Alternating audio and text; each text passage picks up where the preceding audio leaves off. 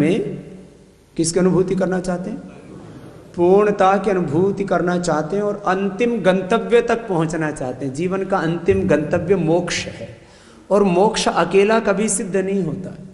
जिसको धर्म अर्थ काम नहीं सिद्ध हुआ उसका मोक्ष कभी सिद्ध नहीं होता। तो जो धर्म अर्थ काम मोक्ष पुरुषार्थ चतुष्टय भी इसको कहा है।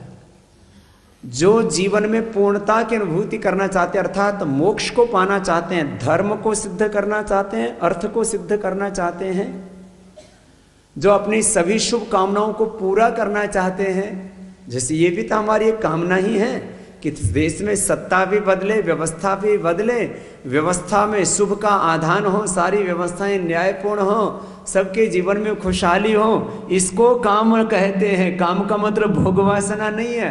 हमारा धर्म भी सिद्ध होगा, हमारा अर्थ भी सिद्ध होगा, हमारे मंगल कामनाएं हमारी पूर्ण होंगी, हमारे शिव संकल्प पूर्ण होंगे और हम मोक्ष को भी पाएंगे यदि हम ध्यान मार्ग से आगे बढ़ते जाएंगे। ध्यान के बिना गति नहीं। तो जो जीवन में पूर्णता की अनुभूति करना चाहते हैं और जीवन के अंतिम गंतव्य तक पहुंचना चाहते हैं और जो अपने भीतर सुप्त असीम अनंत अपरिमित, अंग्रेजी में जिसको अनलिमिटेड कहा जाता है, अपने भीतर असीम ज्ञान है, असीम शक्ति है, असीम अनंत अथाह अपरिमित अनलिमिटेड प्रेम है, उसको पूर्णता से प्रकट करना चाहते हैं, उनको क्या करना चाहिए? कम से कम 1 घंटे का ध्यान। आपको कैसे करना है 1 घंटे का ध्यान? आप प्राणायाम के साथ ही करो ध्यान, सक्रिय ध्यान हो जाएगा। श्वास लिया तब ओंकार का ध्यान, श्वास छोड़ा तब ओंकार का ध्यान, कपालभाति किया तब ओंकार का ध्यान, अनुलोम विलोम किया तब ओंकार का ध्यान, भ्रामरी और उद्गीत में तो ओंकार रहता ही है। 1 घंटा ध्यान करना, फिर जीवन में दुख नहीं होगा, अशांति नहीं होगी, प्रतिकूलताएं नहीं होगी, अपूर्णताएं नहीं होंगी।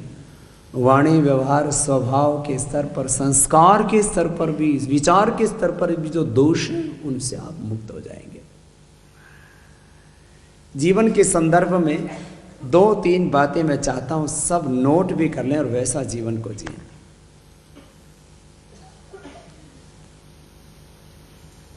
मैं जीवन को जैसा समझ पाया आपसे कह रहा हूं और आप भी उस पर विचार करना। आपको लगे कि जीवन की सही समझ है तो उस समझ को जीवन में ढालना। जीवन क्या है? तो जीवन है कृतज्ञता। और थोड़ा मैं बड़ा कहूं तो जीवन का मर्म, धर्म अध्यात्म का, ध्यान का, सब वेदों का मर्म क्या है? कृतज्ञता। हर पल कृतज्ञ भाव में जीना। कृतज्ञता किसके प्रति? भगवान के प्रति, जिसने जन्म दिया। इसलिए मैं कहता हूं ना, जीवन के ऊपर पहला अधिकार किसका? भगवान का। दूसरा अधिकार मातृभूमि का, तीसरा माता पिता और गुरुजनों का, चौथा 5वां नंबर आएगा अपना। तो कृतज्ञता भगवान के प्रति, कृतज्ञता इस पूरे ब्रह्मांड के प्रति, कृतज्ञता संपूर्ण ब्रह्मांड के प्रति। पृथ्वी, ये सूर्य, ये चंद्रमा, ये संपूर्ण ब्रह्मांड उस पर कितना उपकार करता है।